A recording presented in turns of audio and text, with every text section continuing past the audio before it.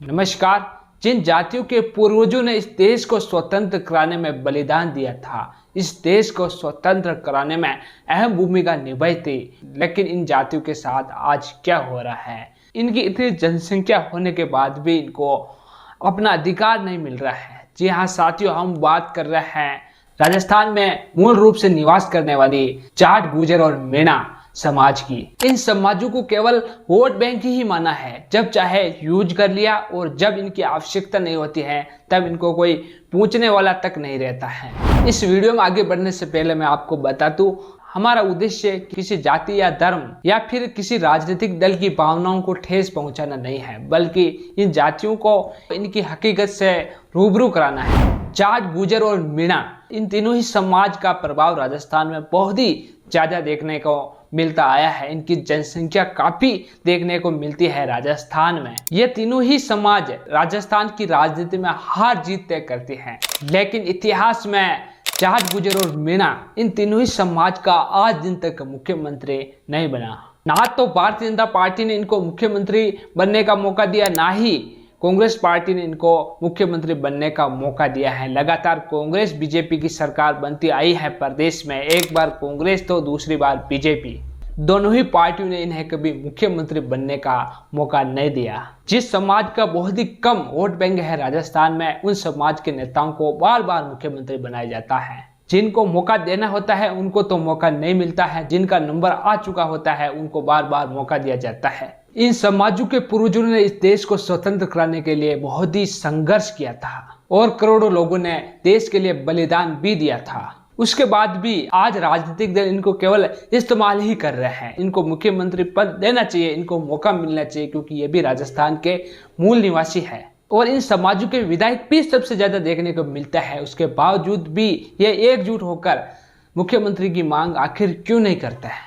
अगर ये तीनों ही समाज एकजुट हो जाती है तो ये अपनी सरकार भी बना सकते हैं, लेकिन अगर कोई विधायक ऐसी बात कर लेता है तो उसे पार्टी से बाहर कर दिया जाता है या फिर उनके पास जो भी पद है उससे छीन लिया जाता है। इसी डर से कोई विधायक बोलता तक नहीं है कि हमारा मुख्यमंत्री बनाया जाए। कहीं ना कहीं इसी कारण से इन जातियों में एकजुटता नहीं हो पा रही है। या फिर कोई नेता अपने हक की लड़ाई लड़ता है तो उसके पास जो भी पद होता है उसे बर्खास्त कर दिया जाता है और जाट, गुर्जर और मीणा समाज के जो बड़े नेता होते हैं उनके नाम पर वोट लिए जाते हैं और लोगों को कहा जाता है कि आपने अगर हमारी सरकार बना दी, हमारी पार्टी की सरकार बन जाती है तो आपके उस नेता को मुख्यमंत्री बना दिया जाएगा। फिर समाज उस पर भरोसा जताते हुए उस पार्टी को समर्थन दे देती है, लेकिन जब मुख्यमंत्री बनने का मौका आता है तो किसी और को बिठा दिया जाता है। जिसके नाम से वोट मांगे तो उसको दरकिनार किया जाता है। सरकार बनने के बाद गुर्जर समाज से आने वाले सचिन पायलट के साथ भी ऐसा ही किया था कांग्रेस पार्टी ने। राजस्थान में जब 2014 से पहले कांग्रेस पार्टी की नाम मात्र सीटें बच गई थी, राजस्थान में बिल्कुल कांग्रेस खत्म होने के कगार पर आ गई थी, तब सचिन पायलट को राजस्थान कांग्रेस कमेटी का प्रदेश अध्यक्ष बनाया और सचिन पायलट ने खून पसीना बहाकर लोगों के घर जा जाकर लोगों से अपील की, लोगों का दिल जीता, तब जाकर राजस्थान में कांग्रेस की सरकार बनी 2014 में। सभी नेता यही कहकर वोट मांग रहे थे कांग्रेस के कि सचिन पायलट को मुख्यमंत्री बनाया जाएगा, आप हमें समर्थन करें, हमें वोट करें। तो सभी ने विश्वास जताते हुए कांग्रेस को वोट दिया और कांग्रेस की सरकार बनाई। तब सचिन पायलट का मुख्यमंत्री बनने का नंबर आया, तब अशोक गहलोत को मुख्यमंत्री बना दिया गया।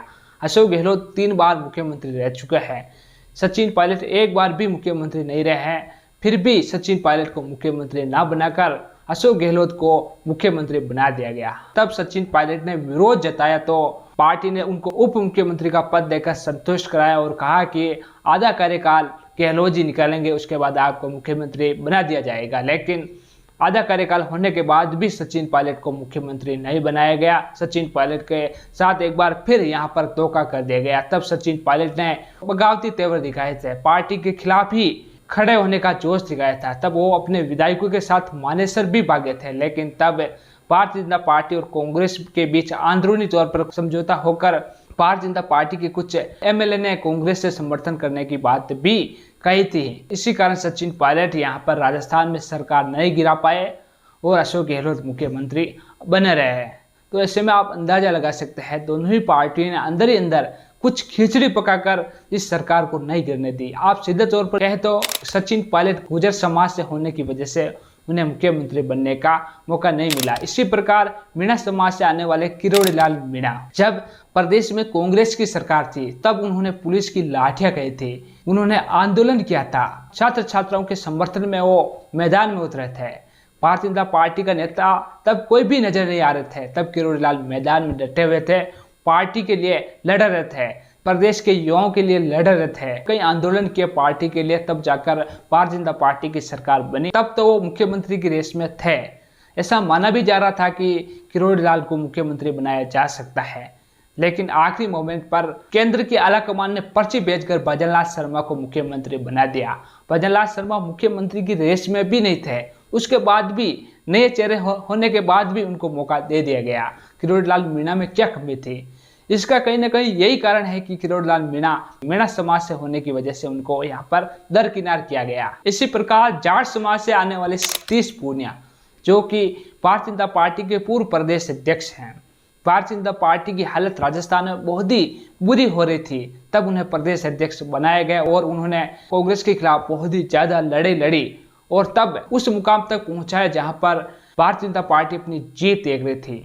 तभी भारतीय जनता पार्टी ने सतीश पूनिया को प्रदेश अध्यक्ष पद से हटाकर सीपी जोशी को प्रदेश अध्यक्ष बना दिया। यानी कि आप कह सकते हैं कि वो चेहरा जो पार्टी खत्म होने के कगार पर थी, यानी कि बहुत ही कम सीटें लाने के कगार पे थी, उस पार्टी को जीत का सपना दिखाने वाले सतीश पूनिया को आखिरी मोमेंट पर धोखा कर दिया गया, क्योंकि उनको पता था सतीश पूनिया अगर प्रदेश अध्यक्ष बने रहे और अगर इनकी अध्यक्षता में विधानसभा चुनाव कराए गए और यहाँ पर पार्टी जीत गई तो इनको मुख्यमंत्री बनाना पड़ेगा।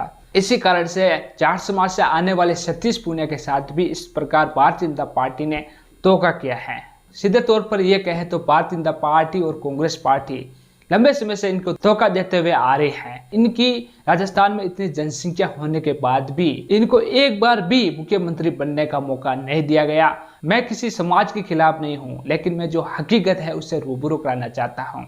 अगर अदर समाज के नेताओं में क्वालिटी है मुख्यमंत्री बनने की तो इनमें भी क्वालिटी होगी। इनके तो इतने सारे नेता हैं, एक ना एक नेता में तो इतनी काबिलियत होगी कि वो मुख्यमंत्री बन सके, राजस्थान की कमान संभाल सके, लेकिन पार्टियों ने प्रदेश अध्यक्ष तो इनको आसानी से बना दिया, क्योंकि प्रदेश अध्यक्ष पद पर काफी मेहनत करनी पड़ती है। मेहनत के काम पर तो इनको जुटा दिया। और जब संवैधानिक पद की बात होती है, राजस्थान के सबसे बड़े संवैधानिक पद की बात होती तो इनको उस पद से दूर कर दिया जाता है। आखिरी मोमेंट पर इनको लोभ तो यही दिया जाता है कि आपको मुख्यमंत्री बनाएंगे। समाज के सभी लोगों को यह सपना दिखाया जाता है कि आपने अगर हमारी पार्टी को वोट कर दिया तो आपके समाज के जनप्रतिनिधि को मुख्यमंत्री बनाया जाएगा, आप हमें वोट करें। तब समाज उस पार्टी के पीछे लग जाती है और पार्टी आखिरी मोमेंट पर किसी अन्य को मुख्यमंत्री बना देती है। तो कहीं ना कहीं इन समाजों के साथ प्राचीन काल से ही अन्याय होता हुआ आया है। तो साथियों, इसको लेकर आपकी क्या राय है? क्या भारतीय जनता पार्टी और कांग्रेस पार्टी ने कहीं ना कहीं इनके साथ धोखा किया या नहीं किया, जाट गुर्जर और मीणाओं के साथ? कमेंट सेक्शन में जरूर लिखें। और आपने अभी तक हमारा चैनल सब्सक्राइब नहीं किया तो जल्दी सब्सक्राइब करते बेल आइकन को दबा दें। इस वीडियो को ज़्यादा से ज़्यादा लोगों के साथ शेयर करें, इन समाजों के लोगों की आंखें खोलें। धन्यवाद।